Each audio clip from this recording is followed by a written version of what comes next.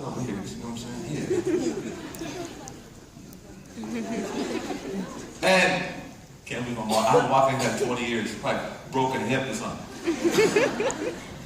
And he told me, check it out. It's like, this dude called me and asked me why my wife doesn't wear hijab. What should I say? I said, tell him, man, why you checking on my wife? I mean, obviously, like, you are staring at my wife. So, number one is that there needs to be, everything I just did now I did on purpose, because when I walk out of here, some of you come to me like, you know what, I just feel like I can ask you any question right now. Good, that's how it should be. Because we shouldn't be so insecure as imams that if you ask us questions we don't know, we can't say we don't know. I don't know. The Prophet said that la adri is nusul ilm. To say I don't know is half the knowledge. So the first is identity, man. If you don't have an identity, you don't know who you are, you don't have like hobbies like working out. Make that a hobby, bro. Get ripped. You get married quick. You know? Sister.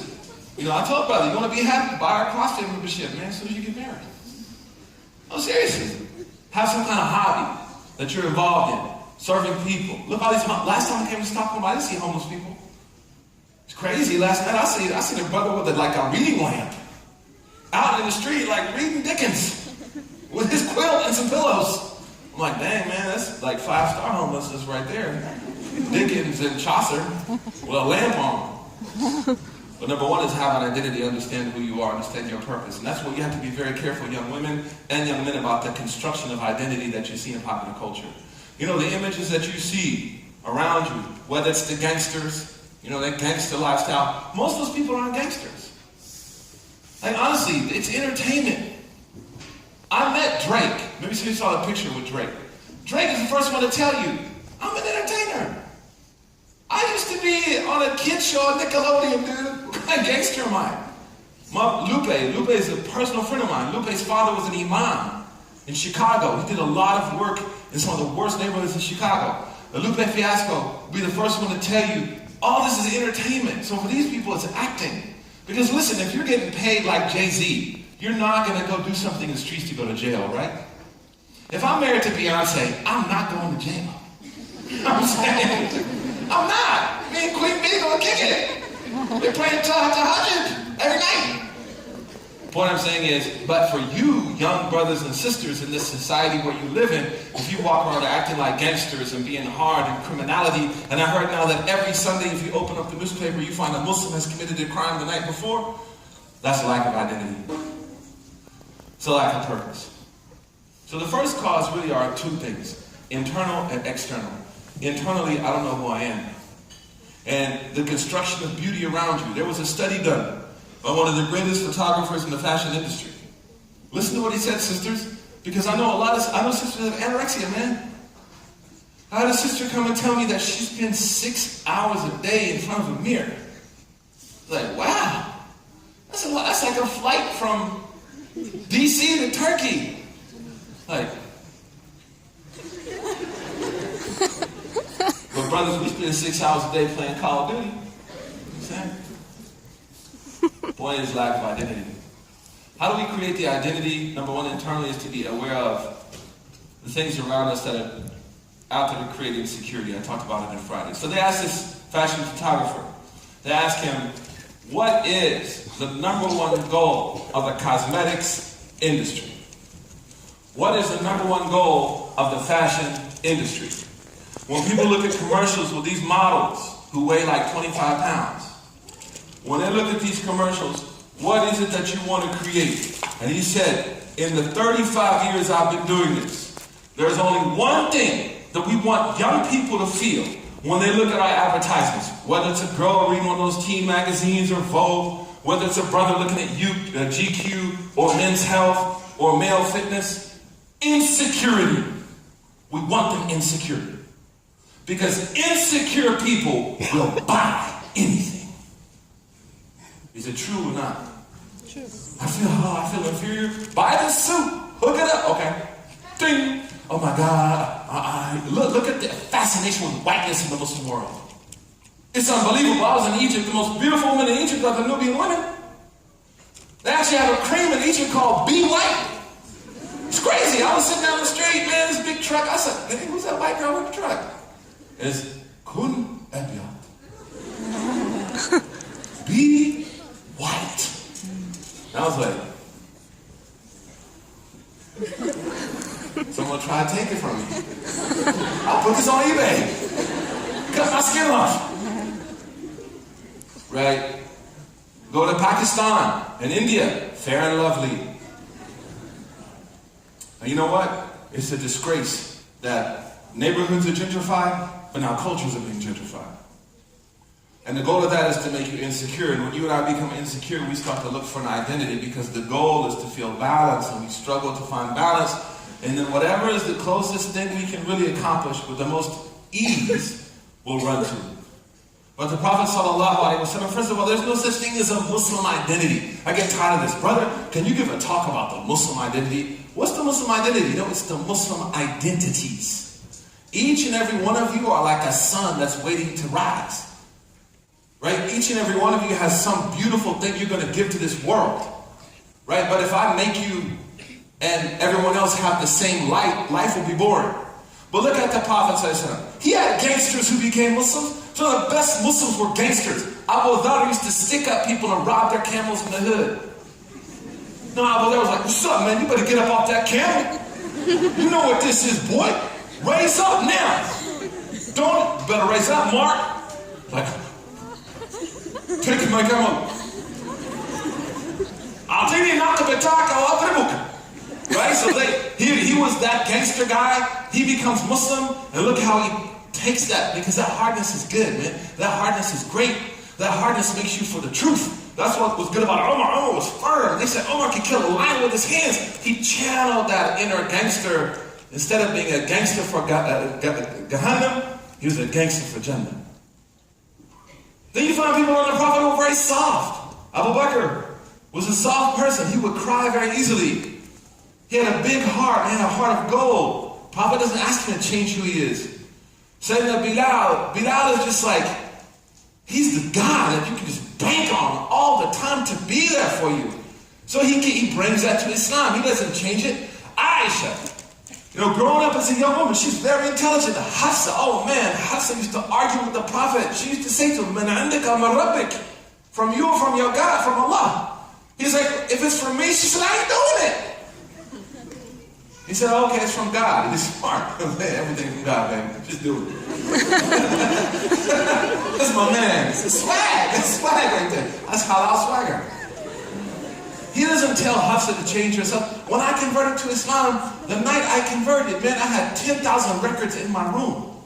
The night I converted, my name got changed. I got a new wardrobe, some new nasty, stinky perfume, and I got some books to read. And I walked out, and I remember this is 1992, I'm young, and this brother's like, so you're Muslim, what does that mean? I said, it means you got to change your name. I didn't know, I was still there, right? So my entire culture was appropriated. Whereas Islam didn't appropriate anyone's culture, Islam enhanced people's culture. So when we're talking about Muslim identity, stop thinking your mind will follow. Number one, you've got to be perfect. That leads to extremism. In fact, you know what? If you talk to quote-unquote Muslims who aren't that practicing, they're the most extreme. Ask them, like, so why don't you practice? Well, if I practice, I gotta cut off people's heads, and I can't sleep at night, and I have to fast every day, and this and that, I can't look at dudes, and I have to shut down my Facebook account, leave Twitter, and I just live in a room.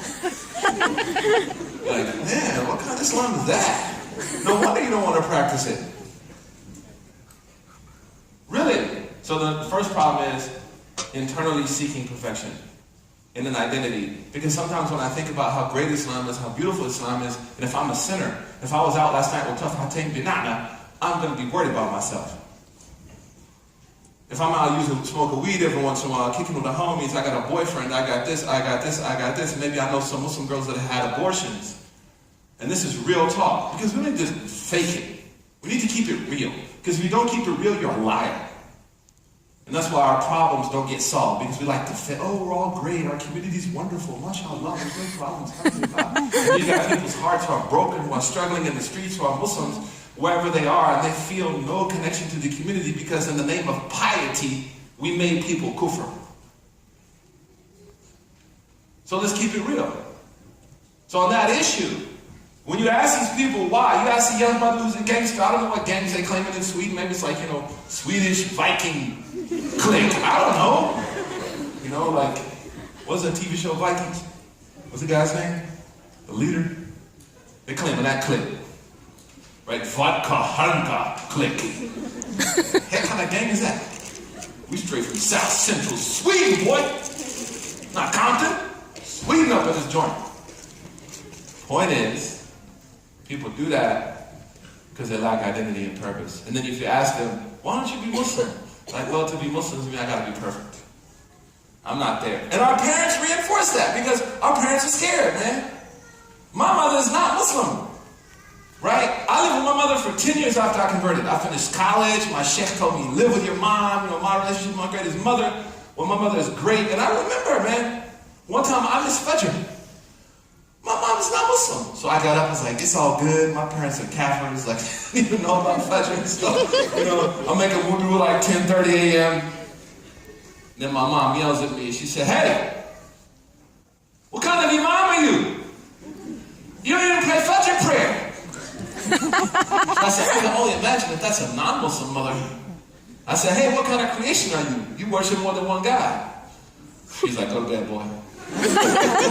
Point is this, if that's a non-Muslim mother, I can only imagine sometime when I talk to parents, oh my God, they're like, I want my child to be like Stephen Hawking, but a believer. I want them to like marry, Jasmine from Aladdin. I want them to marry the Muslim usher. I want everything like absolutely perfect. Not a Tesla, I want a Bugatti. I want it all for my kids. Because unfortunately, one of the dangers of being a parent is we try to live our failures through you. So we see, and that's why we always tell you, well, I made this mistake, and I made that mistake, and yeah, but that doesn't give us a right to replay that and live it through our children. So, oftentimes we reinforce this as parents. One sister came to me and said, she's in her late 30s and she ain't married. I mean, getting married in the Muslim community is basically like being on Fear Factor. It's like Anthony Bourdain. You gotta it's like the Lord of the Rings series. You gotta take out smog before you can even think about getting married. And that's frustrating as men. Because we're like, yo, let's just hook this up, B. No, brother. This. What happens is that perfect set of assumptions. And that's why we don't let sinners come to our community, the broken, the people who are struggling, man. I know Muslims now who go to rabbis for counseling. Because they get counseling in the Muslim community because no one will take the time even to listen to them. Young men, I know I'm messing with you gangsters, but we boys, we got it like that. We street savvy, I understand. I can rock it with you if you want to. But you hurt me on the inside because I was there. I was in a nightclub, 3 albums out, 16 DJing in a club of 2,000 people. I found a lot in the toilet, in the restroom. I was crying because I was unhappy. But I had nowhere to go. How many Muslims out there unhappy, scared, questions, doubts, issues? The last place they'll go is the masjid. In Sahih Bukhari, check it out. There's a drunk man in Sahih Bukhari. Sahih Bukhari, I gotta say it 100 times because people won't believe the story. A drunk Sahabi. This Sahabi was what?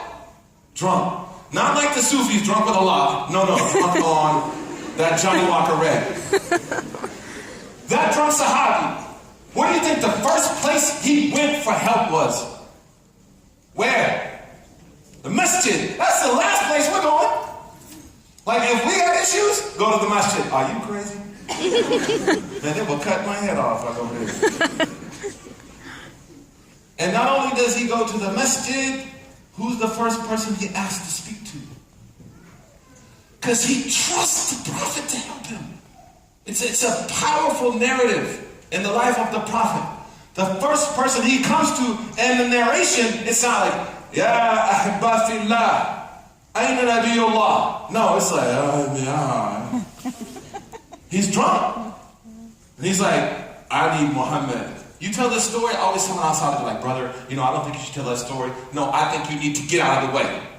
Because you collectively and selectively choosing history in order to create this utopic community is why we have groups like ISIS. But until we're able to embrace our vulnerabilities as Muslims and understand that we need each other to help each other, that is one of the greatest catalysts for extremism on our community, because we don't really love each other. Because when you love someone, you marry their mistakes. When you love someone, you're patient with what they're going through. It doesn't mean that you're soft. Oh, go ahead, hit that split. It's all good. No. I'm loving you, so I'm telling you, stop. I'm not telling you stop, and I don't love you. Because that creates identity. So the Prophet ﷺ creates a community of saints, and he has a community of sinners. Both. And they help each other. They work with each other. Look when Ka'b ibn Malik was forgiven. In Surah Tawbah, وَعَلَى ثَلَاثَةِ الَّذِينَ خُلِفُوا. How the Sahaba ran to him and were like, Abshir, Abshir, good news, Allah forgave you. If our community was excited about the mercy of Allah, as much as we are about the punishment of Allah, all y'all young people would be in the masajid. The second point deals with friends. So the first is loneliness and identity. And there has to be two parts to that. Number one, I have to be individually responsible for my own life. All of you need to accept Islam again. Don't tell me, oh, I was born Muslim.